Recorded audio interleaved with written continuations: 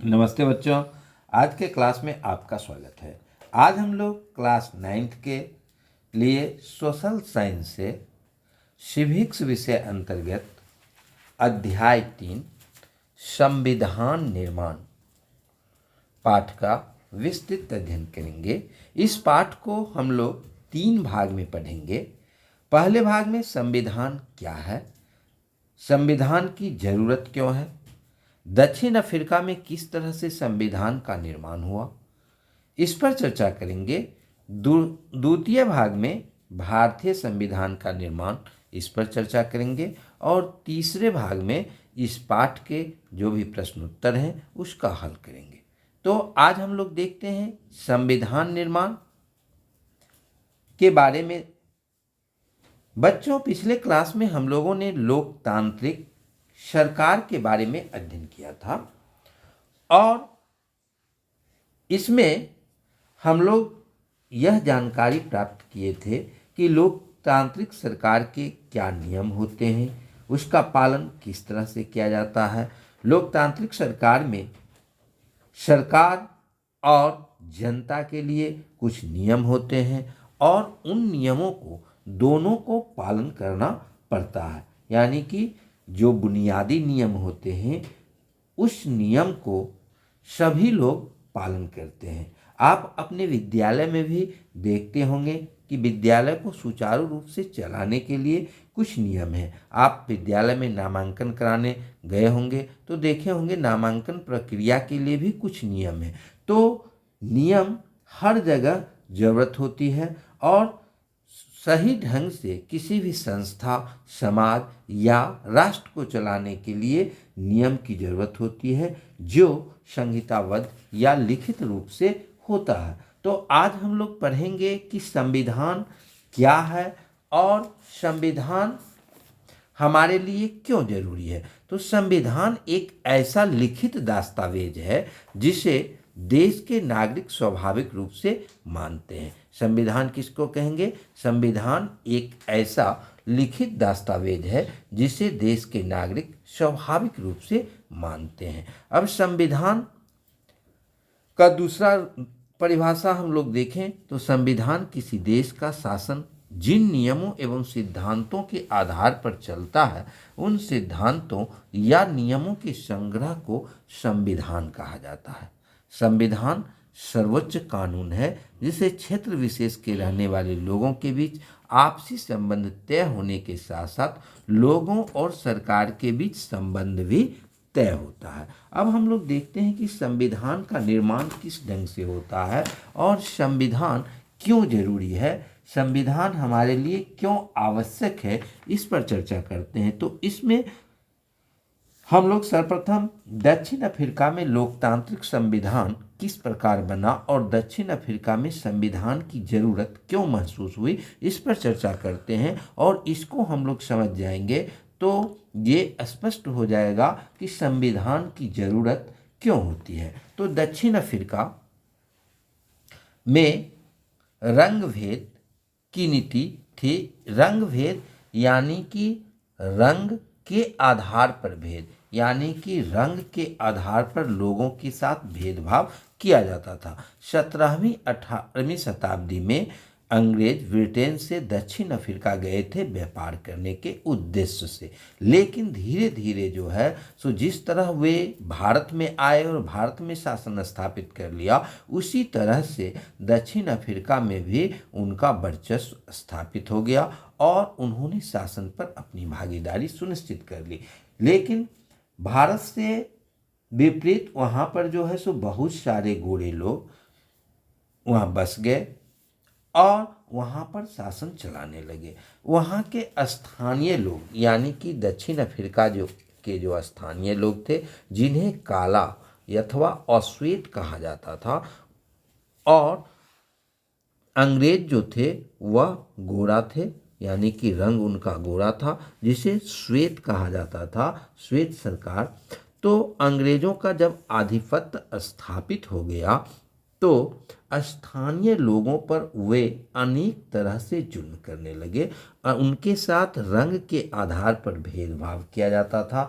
ओसवेतों को बहुत सारे अधिकार नहीं थे, उन्हें वोट देने का अधिकार नहीं था, यानी उन्हें सार्वजनिक स्थानों पर भी जाने की अनुमति नहीं थी, जैसे रेलगाड़ी, बस, टैक्सी, होटल, अस्पताल, स्कूल, कॉलेज, पुस्तकालय, सिनेमाघर आदि में उनके लिए अलग इंतजाम था और गोरे लोगों के लिए अलग इंतजाम था, यानी कि काले लोगों के साथ जगह जगह पर भेदभाव किया जाता था, जिसके कारण अश्वेत लोगों के में जो है सो असंतोष की भावना थी। और 1950 ईस्वी से ही अश्वेत लोग, रंगीन चमड़ी वाले और भारतीय मूल के लोगों ने रंग भेद के खिलाफ संघर्ष किया, यानी कि धीरे धीरे वे लोग जो है सो जो रंग भेद की नीति थी उसके खिलाफ आंदोलन करने लगे। और उस आंदोलन में नेल्सन मंडेला की भूमिका महत्वपूर्ण थी, यानी कि नेल्सन मंडेला और वहाँ के अन्य लोगों ने इस रंगभेद नीति के विरोध में विद्रोह किया और धीरे धीरे विद्रोह का रूप जो है सो भयावह होने लगा, यानी कि जगह जगह पर लोग विद्रोह करने लगे। नेल्सन मंडेला को जेल में डाल दिया गया और जब धीरे धीरे विद्रोह बढ़ने लगा तो अंग्रेज को अब यह महसूस होने लगा कि बहुत दिनों तक यहाँ पर जो है सो सत्ता पर काबिज रखना और उनके साथ भेदभाव करना संभव नहीं है। तो जिसके फलस्वरूप धीरे धीरे अंग्रेजों ने कुछ सहूलियतें वहाँ के स्थानीय लोगों को दिया जाने लगा और राजनीतिक दलों पर जो पाबंदियां थी उस पाबंदियों को उठा ली गई, मीडिया पर से पाबंदियां उठा ली गई, नेल्सन मंडेला को जेल से आज़ाद कर दिया, रंगभेद वाली जो व्यवस्था थी उसको धीरे धीरे समाप्त कर दिया गया और 26 अप्रैल 1994 की मध्य रात्रि को दक्षिण अफ्रीका गणराज्य एक नया झंडा लहराया और दुनिया का यह एक लोकतांत्रिक देश बन गया, यानी कि यहाँ पर जो है सो चुनी हुई सरकार बनी, इसका अपना संविधान बना और अश्वेत, श्वेत एवं अन्य लोग जो थे वह एक साथ मिलजुल कर रहने लगे, जिसे इंद्रधनुषी समाज कहा गया। जिस प्रकार इंद्रधनुष में अनेक रंग होते हैं उसी तरह वहाँ पर जो विभिन्न जातियों संप्रदाय के लोग थे वह जो है सो एक तरह से रहने लगे। तो वहाँ पर अब आपको पता चला होगा कि हमें संविधान की ज़रूरत क्यों है। तो उनके साथ जो भेदभाव किया जाता था, भेदभाव से दूर करने के लिए एक संविधान की ज़रूरत थी। अब यहाँ पर देखते हैं कि इस दक्षिण अफ्रीका में संविधान की ज़रूरत क्यों महसूस हुई। तो चूँकि वहाँ पर अश्वेत और श्वेत दोनों रहते थे, अश्वेत ज़्यादा जनसंख्या में थे और श्वेत कम जनसंख्या में थे, यानी कि अश्वेतों की संख्या ज़्यादा थी, यह बहुसंख्यक थे, जबकि श्वेत कम संख्या में थे, वे अल्पसंख्यक रूप में थे। जब वहाँ पर गणतंत्र स्थापित हुआ तो लोगों को एक वोट का अधिकार दिया गया, यानी कि एक व्यक्ति एक वोट का अधिकार दिया गया। तो अश्वेतों की संख्या ज़्यादा थी, तो जिसके कारण सत्ता पर तो उनका कब्जा हो जाता, तो अल्पसंख्यकों यानी कि श्वेत लोगों के मन में भी डर था। आगे अल्पसंख्यक गोरों की जमीन जायदाद पर कब्जा न कर ले, यह भी डर था। उसके बाद चुनाव में अश्वेत लोगों का वर्चस्व बढ़ जाएगा, ये चिंताएं थी। और बुनियादी नियमों की उपेक्षा कोई सरकार अगर करेगी या नहीं करेगी, ये चिंता थी। तो इन सारे तत्वों को कैसे दूर किया जा सकता था, इन जो संशय की स्थिति थी उन संशय की स्थिति को दूर करने के लिए एक भरोसा कायम रखने के लिए लिखित दस्तावेज की ज़रूरत थी, जो यह लिखित रहे कि भविष्य में अल्पसंख्यक हो या बहुसंख्यक हो किसी के साथ कोई भी भेदभाव नहीं किया जाएगा और सभी लोगों को समान अधिकार होगा, समान रूप से सभी के लिए एक नियम होगा।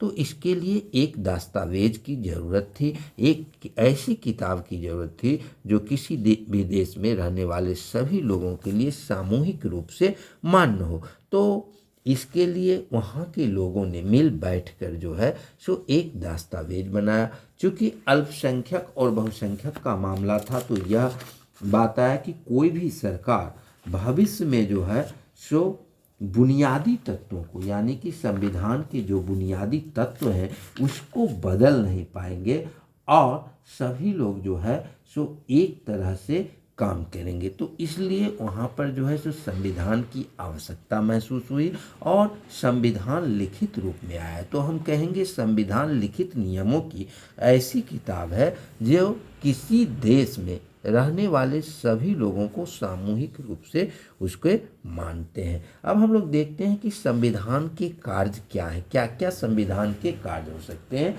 तो संविधान का पहला कार्य यह है कि विभिन्न तरह के लोगों के बीच एक जरूरी विश्वास दिलाता है और एक दूसरे के बीच भरोसा और सहयोग विकसित करता है। यानी कि संविधान जो है सो सर्वप्रथम लोगों के बीच एक विश्वास जगाता है और सहयोग की भावना को विकसित करता है। दूसरा यह है कि यह स्पष्ट करता है कि सरकार का गठन कैसे होगा, यानी कि सरकार का निर्माण किस तरह से होगा, यह संविधान में वर्णित होता है और उसे कौन कौन से फैसले लेने का अधिकार होगा, यानी कि सरकार का गठन कैसे होगा और कौन कौन से फैसला ले सकते हैं यह उसमें निहित होगा। तीसरा, यह सरकार के अधिकारों की सीमा तय करता है, यानी कि सरकार का अधिकार क्या होगा, सरकार जो है सो अपने अधिकारिता के बाहर जाके काम न करे यह सुनिश्चित करता है। और नागरिकों के क्या अधिकार होंगे, यानी कि सरकार के क्या अधिकार होंगे, नागरिक के क्या अधिकार होंगे, सरकार के अधिकार की क्या सीमा होगी, नागरिक के अधिकार की क्या सीमा होगी, इन सारे तथ्यों को संविधान इंगित करता है। चौथा, यह अच्छे समाज के गठन के लिए लोगों की आकांक्षाओं को व्यक्त करता है। तो ये संविधान के मुख्य रूप से कार्य हैं। अगले वीडियो में हम लोग भारतीय संविधान के निर्माण पर चर्चा करेंगे और उसके पश्चात इस पाठ में के अंत में जो प्रश्नोत्तर दिए गए हैं उसको हम लोग हल करने का प्रयास करेंगे। धन्यवाद।